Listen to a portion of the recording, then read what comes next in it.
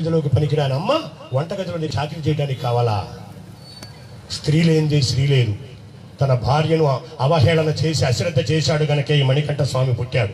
మళ్ళీ ఇంటికి ఒక మణికంఠ స్వామిని పుట్టించక్కర్లేదు. స్త్రీకి ప్రథమ తాంబూలం ఇవ్వండి అయ్యప్ప స్వామి దీక్షలో. అమ్మ అయితే దీపం పెట్టాలి, చెల్లైతే నీకు హారతి ఇవ్వాలి, భార్య అయితే నీకు సేవ చేసి తరించాలి. నువ్వు మాల వేసుకోవడానికి గడ్డం పెంచావు, మాల వేశావు, గుట్టలు మార్చావు, శరీరం పెంచావు, ముఖాన ఇంతకుముందు లేని బొట్టు పెట్టావు, టోటల్ గా నీ ఆకారం మారిపోయింది.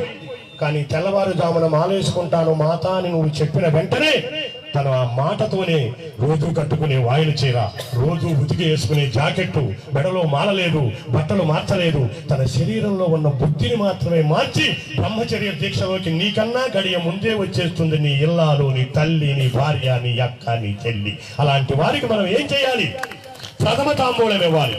నీకు అనేక రకాల గుర్తులున్నాయి దీక్షలో. అందుకనే ఎవరన్నా అడిగినప్పుడు నేను దీక్ష తీసుకున్నానని చెప్పకూడదంట స్వామి. మేము దీక్షలో ఉన్నాం అంటే ఇంటికాడ ఒక మనిషి కూడా ఉన్నది. జగద్గురువులైనటువంటి రామకృష్ణ పరమహంస తను దీక్ష వహించి బ్రహ్మచర్యాన్ని స్వీకరించడానికి ముందు పరిగెత్తుకుని ఇంటికి వచ్చి తలారా స్నానం చేసి మెట్ల బజారులో ఉన్నటువంటి రోడ్డు మీద నుంచుని సూర్యుడిని చూస్తూ, నాకు నేను చెయ్యొచ్చు శారదాంబ, కానీ బ్రహ్మచర్య వ్రతం నీతో అనుమతితో మాత్రమే కుదురుతాది, అందుకని నా తల్లిగా నన్ను అనుగ్రహించని పాదాల మీద పడ్డాడట.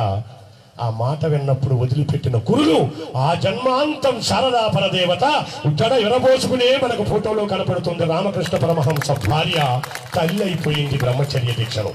అలా నీ భార్య ఏమవుతుంది? మాత అని సంబోధిస్తున్నావు, తల్లి అవుతుంది. బిడ్డ, మాల వేసుకున్నవాడు నాకు బిడ్డ. ఎంతకాలం? మండల కాలం. గురుముద్ర, శాస్త్రముద్ర, రుద్రముద్ర, విష్ణుముద్ర, శివముద్ర, సత్యముద్ర, కేశముద్ర, శాంతముద్ర అనబడి ఈ ముద్రమాల, ఈ 30 రూపాయల లంగియ, 3 రూపాయల మాల, 30 పైసల విభూతి చందనమా, సుబ్బారావు సుబ్బారావు స్వామి, రంగారావు రంగారావు స్వామి, రాంబాబు రాంబాబు స్వామి, లక్ష్మీనారాయణ లక్ష్మీనారాయణ స్వామి, అనేకమైన పేర్లు బదులు మీకు స్వామి జరుగుతున్నారు. మీరు అన్నవరం వెళ్ళారు, దేవుడు దేవుడే నువ్వు నువ్వే. మీరు తిరుపతి వెళ్ళారు, దేవుడు దేవుడే మీరు మీరే. మీరు సత్యదేవుడి దగ్గరికి వెళ్ళారు, సింహాచలం, దేవుడు దేవుడే మీరు మీరే.